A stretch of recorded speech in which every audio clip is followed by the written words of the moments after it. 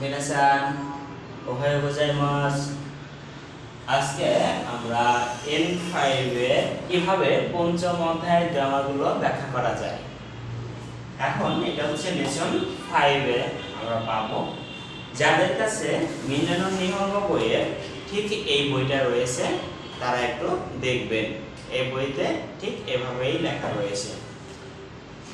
যেমন রুল 1 এর মধ্যে বলা হয়েছে নাউন, প্লেস, এ হচ্ছে পার্টিকেল, ইকিমাস, কিমাস, থাইরিমাস। এখন আমরা জানি ইকিমাস, কিমাস, থাইরিমাস হচ্ছে যাওয়া, আসা, ফিরে আসা। তাহলে বাক্যের মধ্যে যাওয়া, আসা, ফিরে আসা বোঝালে এর পূর্বে যে স্থান অর্থাৎ প্লেস থাকবে তার সাথে এ পার্টিকেল বসে। যেমন একটা एग्जांपलের মাধ্যমে দেখতে পারি। যেমন ঢাকা, ঢাকার পরে একটা এ পার্টিকেল ব্যবহার করা হয়েছে, তারপরে ইকিমাস, কারণ ঢাকা যাব, এখানে যাওয়া আসা ফিরে আসা, যাওয়া আসা ফিরে আসা এটা রয়েছে। আর এখানে ঠিক এই যে প্লেসের সাথে কি রয়েছে এ পার্টিকেল, তাহলে ঢাকার পরে এ পার্টিকেল। এটার কন্ডিশন হচ্ছে যাওয়া আছে এজন্য। নিহনে কিমাসটা জাপানে এসেছি, জাপানে এসেছি বা এসেছিলাম। তাহলে এই যে এখানে আসা কথাটা বোঝানো হয়েছে এইজন্য স্থানের পরে জাপানের পরে এ পার্টিকেল ব্যবহৃত হয়েছে। সানবান উসি এ থাইরিমাস, বাড়িতে ফিরবো, বাড়ি ফিরবো, বাড়িতে ফিরে যাওয়ার কথার জন্য এখানে এ পার্টিকেল ব্যবহৃত দেখতে পাচ্ছি। দোকো এ মো ইকিমাসেন, ইকিমাসেন দেশটা, এই মোটা এই মাসেন কথাটা আর মাসেন দেশটা কথাটা যদি যুক্ত থাকে তাহলে নেগেটিভ অর্থ ব্যবহার করতে মো কথাটা ব্যবহার করা হয়। মো মানে ও, এখানে মো নেগেটিভ বাক্যের সাথে ব্যবহার করা হয়েছে। एग्जांपलে দেখি দোকো এ, ব্র্যাকেটের মধ্যে এ লেখা হয়েছে, এটা আমরা যদি ব্যবহার করি তাও রাইট, না করলেও প্রবলেম নেই। দোকো এ মো ইকিমাসেন, দোকো মো ইকিমাসেন, কোথাও যাব না। এই মাসের কথাটা যুক্ত হওয়ার কারণে এখানে মো পার্টিকেলটা ব্যবহার করা হয়েছে। এরপর নানি মো তাবে মাসেন, নানি মো তাবে মাসেন, এই মাসের কথাটার জন্য এখানে মো পার্টিকেলটা ব্যবহার করা হয়েছে, কিছুই খাবো না। দানে মো কিমাসেন দেশটা, এই যে মাসেন দেশটা কথাটা যুক্ত করা হয়েছে, মাসেন দেশটা। এখন এখানে কেউ এসেছিল না এই কথাটা বোঝানো হয়েছে। দানে মো কিমাসেন দেশটা, কেউ এসেছিল না বা কেউ আসেনি। তাহলে আমরা বুঝতে পারলাম এই মাসেন দেশটা বা মাসেন কথাটা যুক্ত হওয়ার জন্য এখানে কি মো পার্টিকেলটা ব্যবহার করা। এর মধ্যে দেখতে পাচ্ছি নাউন, লেবেল, দে, ইকিমাস, কিমাস, থাইরিমাস। এটা হচ্ছে নড়িমুখ, চলার জিনিস। চলার জিনিসের পর সব সময় দে বসে। আমরা জানি দে মানে দিয়ে, মধ্যে, থেকে, এই কথাটার শেষে এ উচ্চারিত হলে সেখানে দে পার্টিকেল ব্যবহৃত হয়। দে কোনো কিছু দিয়ে যে কাজটা সংগঠিত হয় সেটাই হচ্ছে দে পার্টিকেল ব্যবহৃত হয়। যেমন কোনো যানবাহন অর্থাৎ চলার জিনিস দিয়ে কোথাও যাওয়া আসা ফিরে আসা বোঝালে চলার জিনিসের পরে দে পার্টিকেল বসবে। এক্সাম্পলের মধ্যে দেখতে পাচ্ছি বাসুদে ইকিমাস, বাস দিয়ে যাব, বাসে যাব।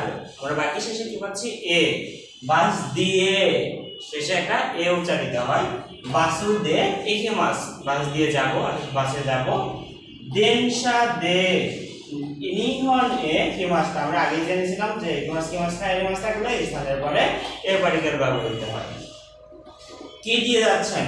দেনশা দিয়ে, তার মানে এটা একটা চলার জিনিস। দেনশা হচ্ছে ট্রেন, ইলেকট্রিক ট্রেন যেটা, সেটার পরে দে পার্টিকেল ব্যবহৃত হলো। যদি আমরা এখানে অটোবাই দিতাম তাহলে অটোবাই দে, যদি এই জায়গায় সাইকেল, বাইসাইকেল, ট্রাক, বাস, ক্রোমা যাই দেন না কেন তারপরে দে পার্টিকেল ব্যবহৃত হবে।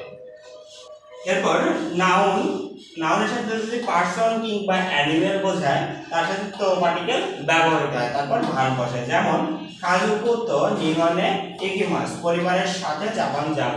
তার মানে তো মানে সাথে, কার সাথে যাচ্ছেন? এই যে ব্যক্তি বা অ্যানিমেল এগুলোর সাথে যাচ্ছেন, এই জন্য এর সাথে তো পার্টিকেল। দেখছি ইস্যু, ইস্যু মানে হচ্ছে কখন।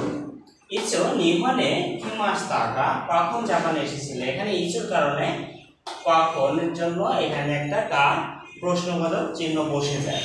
আর আমরা জানি যাওয়া আসা ফিরে আসার মধ্যে স্থানের পরে এ পার্টিকেল বসে। তাহলে ইচো নিহনে কিমাস টাকা কখন জাপানে এসেছিল। ইচো ঢাকা একিমাসকা কখন ঢাকা যাবে।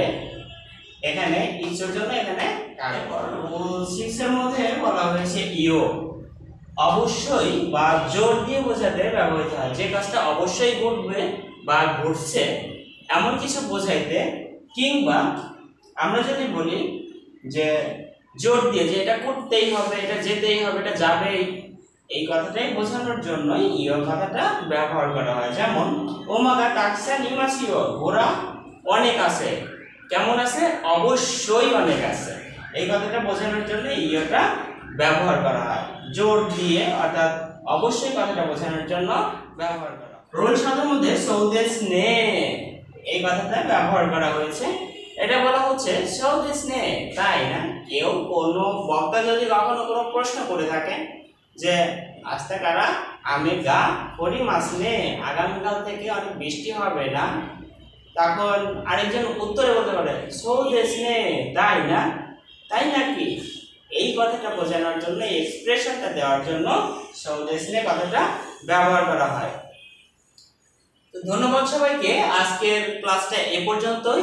আবার দেখা হচ্ছে লেসন 6 নিয়ে, N5 এর গ্রামার নিয়ে। এর সাথে ধারাবাহিকভাবে আমাদের N4 এর গ্রামারগুলো চলছে। এরপর ধারাবাহিকভাবে বই নিয়ে আলোচনা করা হবে। ধন্যবাদ। সে পর্যন্ত সবার সুস্বাস্থ্য কামনা করে বিদায় নিচ্ছি, আর আমন্ত্রণ জানাচ্ছি আমাদের ক্লাসগুলো কন্টিনিউ করে যাওয়ার জন্য। ধন্যবাদ সবাইকে।